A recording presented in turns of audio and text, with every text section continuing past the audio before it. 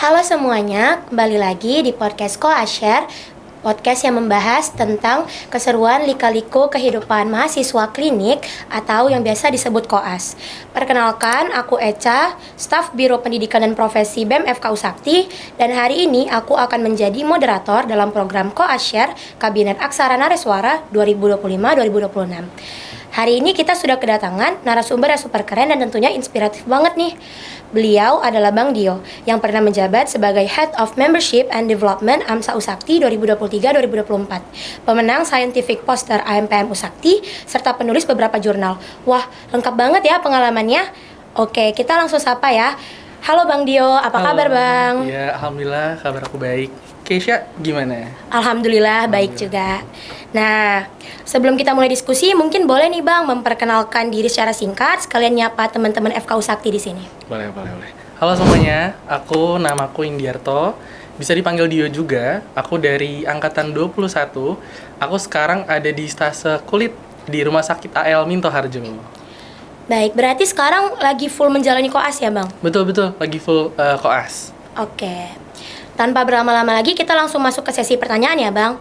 Jadi yang pertama, waktu pertama kali Abang resmi jadi koas, kan pasti terasa banget ya perbedaannya antara kehidupan di kampus dan di rumah sakit. Hal paling gak terduga apa sih yang Abang rasakan saat pertama kali masuk dunia koas? Oke, kalau misalnya ditanya nih, hal yang gak terduga, pas mau menjalankan koas atau menjalani koas awal-awal, itu udah pasti yang pertama kaget. Kaget kenapa? Karena jam kerjanya itu beda. Jadi kalau misalnya di preklinik, ya mahasiswa preklinik, nah itu kita ke kampus, terus kita dengerin materi, setelah itu pulang. Tapi kalau klinik, ya sebagai mahasiswa koas, itu jam kerjanya beda. Dimana kita harus mengikuti jam-jam di rumah sakit, kita harus sesuaikan jam-jam di rumah sakit, jam poli, ya kemudian jam dari konsulen itu kalau misalnya ke rumah sakit.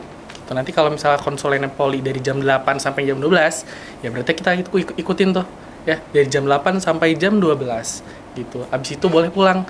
Tapi lihat lagi tergantung apakah ada bimbingan setelah itu setelah poli, bimbingan setelah itu pulang. Kemudian lihat lagi apakah kalian lagi jaga malam atau enggak. Kalau misalnya kalian lagi jaga malam, nah nanti kalian bisa dari bimbingan, kemudian kalian jaga malam, kemudian sampai besok harinya.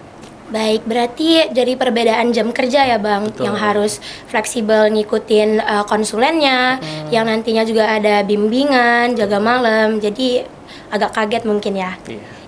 Selanjutnya, menurut Abang, apa saja yang sebaiknya dipersiapkan sebelum mulai koas dan tiap pindah stase?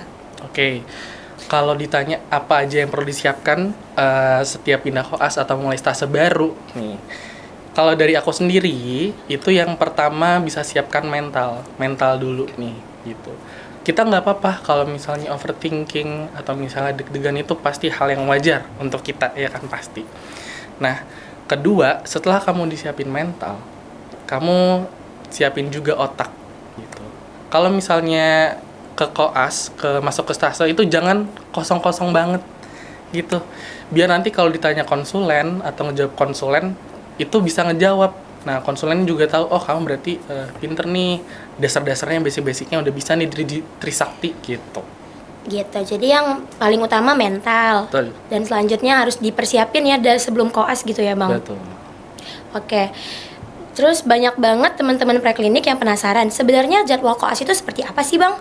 Pembagian waktunya gimana antara poli, bangsal, jaga malam itu gimana? Oke. Kalau misalnya ngomongin jam kerja lagi ya di awal, itu kan ada poli ya. Nah, poli itu biasanya dari pagi nih. Ada yang dari jam 7 atau dari jam 8 bisa sampai siang. Nah, misalnya dari jam 8 sampai jam 2 atau jam 3 itu poli. Nah, ya udah poli. Kalau misalnya masalah jaga malam, itu kan beda-beda ya. Ada jaga IGD, ada jaga bangsal. Kalau misalnya di stase anak ada jaga NICU, PICU, Perina, ya kan? Nah, itu tuh beda-beda juga. Jadi biasanya kalau jaga malam ya udah namanya juga jaga malam. Dari sore hari atau dari malam hari, misalnya dari jam 5 atau dari jam 7 sampai besok harinya gitu. Jadi kita tetap stay di rumah sakit. Tapi itu terjadwal Bang semuanya? Terjadwal. Iya. Baik, oke.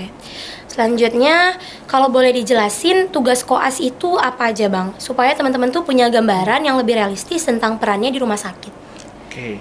Kalau tugas kita selama menjalani koas itu sebenarnya ada beberapa sih. Coba aku list dulu ya. Iya. Nah, yang pertama untuk tugas koas itu referat namanya. Referat. Nah, referat ini tuh kita seperti literatur review. Kita secara teorinya gitu membahas suatu penyakit, misal kamu lagi ada di stase IPD.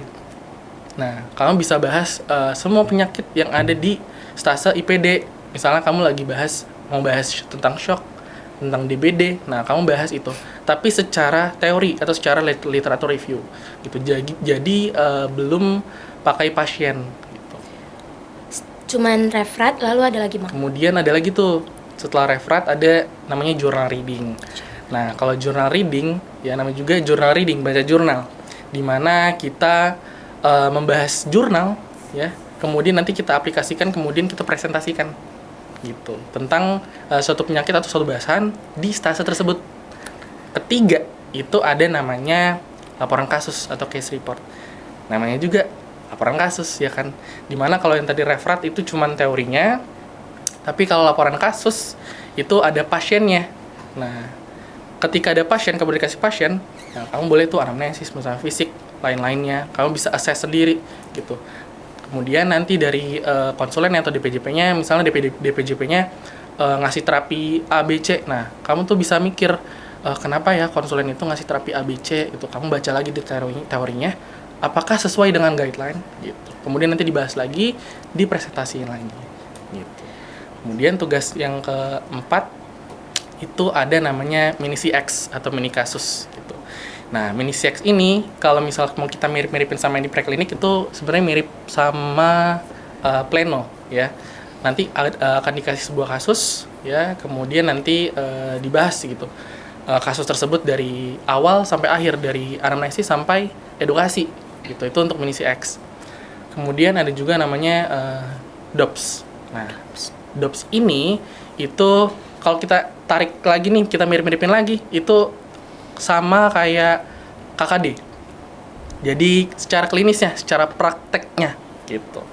Jadi contoh, misalnya kamu lagi ada di stasi PD lagi misalnya. Kamu bisa infus, bisa pasang kateter gitu loh. Kemudian yang terakhir itu ada ujian pasien. Ya, ujian pasien berarti nanti kamu dikasih pasien, terus kamu assess dari awal sampai akhir berdasarkan kamu sendiri. Jadi belum ada bantuan dari konsulen gitu. Kamu megang pasien. Nah, setelah itu nanti kamu menghadap ke konsulen untuk ujian. Gitu. Jujur banyak banget ya Bang, dan namanya serem-serem banget. Kayak tugasnya pasti susah-susah banget, dari journal reading, DOPS, referat. Wah, itu gimana itu cara Bang belajarnya? Gimana bagi waktu, jaga malam, belajar untuk ujian, belajar ngerjain tugas, waktu istirahat? Karena kan kelihatannya padat banget ya Bang. Itu gimana Bang? Kalau misalnya dilihat lagi tadi jadwalnya memang tugas-tugasnya kan banyak ya, kelas itu padat gitu. Nah, kalau dari aku sendiri, aku tuh punya tips gitu, atau trik ya, tips atau trik. Jadi, kalau misalnya kamu udah dikasih materi, atau misalnya kamu udah dikasih judul untuk referat, judul untuk laporan kasus, terus kamu udah dikasih pasiennya, secepatnya kamu kerjakan gitu. Jadi jangan ditunda-tunda, karena kan tugas koas tuh banyak gitu. Biar kamu nggak keteteran, biar kamu nggak keteteran, terus kamu siap ujian. Nah, kamu kerjain dulu referatnya, kamu siapin dulu laporan kasusnya gitu di awal. Nanti pas kamu mau ujian, kamu bisa belajar untuk ujian gitu. Oh, jadi sekalian gitu ya Bang, Iya, semuanya. Dan bener. jangan ditunda-tunda. Jangan Itu ditunda. kuncinya ya. Betul. Karena banyak banget kelihatannya. Terus selama menjalani koas itu bentuk ujiannya itu gimana Bang? Nah, kalau di koas itu bentuk ujiannya yang pertama itu kita CBT. CBT itu bersama kampus melalui link Zoom. Yang kedua itu ujiannya di rumah sakit. Nah, tadi kan udah aku paparkan ya, ada ujian mini CX, ada ujian DOPS, ada ujian pasien gitu. Oke, berarti CBT dan juga sekalian yang tadi itu juga ya Betul. Bang?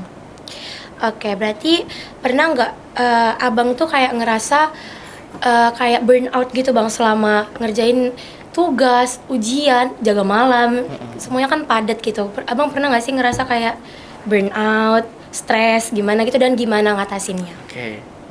berbicara tentang burnout, stres, wajar ya, kita sebagai mahasiswa koas pasti ada namanya stres juga, burnout juga. Nah, sekarang gimana cara nanganinnya? Kalau dari aku sendiri, bisa tuh, kan kalau di jam poli, misal pulang siang. Nah, kamu bisa belajar di luar. Nah, misalnya WFC, Work from Cafe, gitu. Itu jadi menurut aku bisa jadi acuan untuk istirahat, gitu. Selain WFC, kamu kan belajar di luar, dapat materi lagi. Yang kedua, aku sih tidur, gitu. Tidur Karena sih paling penting ya. iya, karena kalau misal koas itu kan udah tugasnya banyak, kamu ngelakuin banyak tugas-tugas gitu, pasti capek. Terus aku mikir kayak tidur sebagai jalan ninja aku sih, kayaknya. Tidur sih ya, tidur sama kita harus cari cara gimana cara enjoy ya Bang di Betul. koas ini ya. Tuh, karena kan setiap orang juga beda-beda ya cara istirahatnya, nggak cuma tidur ataupun WFC. Atau mungkin bisa ngelakuin hobi-hobi kalian, itu yang kalian suka. Kalau kalian lagi nggak jaga malam. Baik, Abang pernah nggak ngadepin pasien atau keluarga yang marah-marah ke koas? Kalau pernah, gimana cara Abang nyikapin dan menghadapinya secara profesional? Oke. Sejauh ini orang tua pasien atau pasien menurut pengalamanku itu aku belum pernah ngerasain. Cuman mungkin untuk beberapa temanku yang ada di mungkin di stase kejiwaan ya, stase jiwa yang dimana pasien-pasiennya ada beberapa yang mungkin mentalnya belum stabil. Nah, mungkin di stase jiwa itu teman-temanku dapat pasien yang suka marah-marah. Ya, tapi balik lagi kita nggak sendiri koas itu. Kita pasti bakal disupervisi, ada nurse, ada juga dokter juga yang dampingin, ada satpam juga sebenarnya untuk dampingin di stase jiwa gitu. Oke, berarti didampingin ya Bang, belum pernah secara sendiri ngadepin yang marah-marah gitu ya. Jadi nggak boleh kalau koas itu dilepas sendiri, nggak boleh. Jadi harus ada supervisinya. Gitu. Oke, paham. Selanjutnya, jaga malam. Jaga malam itu kan yang paling tantangan terbesar ya Bang. Soalnya ngantuk, di situ kita udah capek, terus kita tetap harus jaga malam gitu. Itu tips supaya tetap fokus, nggak ngantuk dan tetap optimal saat jaga malam itu gimana Bang? Oke. Tipsnya beda-beda orang pasti beda juga tipsnya ya. Cuma kalau dari aku sendiri, tipsnya itu yang pertama kamu harus banyakin minum air putih. Yang kedua minum vitamin. Yang ketiga makan juga harus teratur. Ya, itu sih kalau dari aku. Oke, minum air putih. Oh, sama satu lagi teman-teman. Tidur. Tidur. Ya, Tidur jadi nggak pernah lupa ya Bang? Iya, karena kalau misalnya di setiap waktu gitu, misalnya nih kamu ada waktu untuk diem atau scrolling. Misalkan kamu pakai untuk scrolling nih kan. Nah, kamu pakai untuk tidur di hari itu aja, di hari yang kamu jaga gitu. Tidur, berarti tidur, terus hidup sehat ya Bang? Betul. Benar. Iya. Terus, terakhir untuk teman-teman preklinik yang mungkin masih merasa takut, overthinking, atau belum percaya diri menghadapi dunia koas. Apa sih tips and trick, pesan dan nasihat Abang buat mereka semua? Oke. Kalau ditanya overthinking atau gimana, semua mahasiswa koas pasti overthinking. Itu hal-hal yang wajar lah, gitu.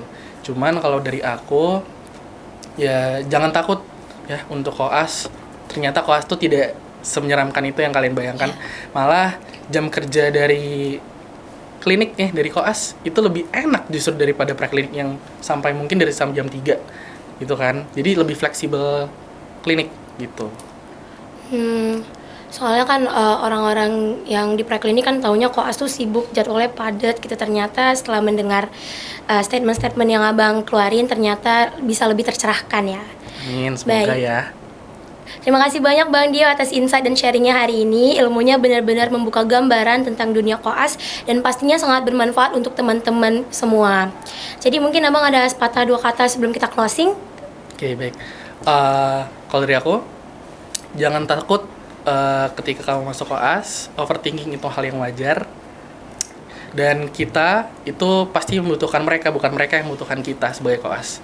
Gitu. Jadi kita membutuhkan konsulen, kita membutuhkan materi-materi yang ada di rumah sakit itu. Dari perawat-perawatnya juga, misal kamu lagi jaga IGD, nah itu bisa dapat materi juga, dapat dikasih tindakan juga, gitu. Sama yang kedua, ini yang paling wajib, gak boleh dilupakan, harus diaplikasikan, itu adalah attitude.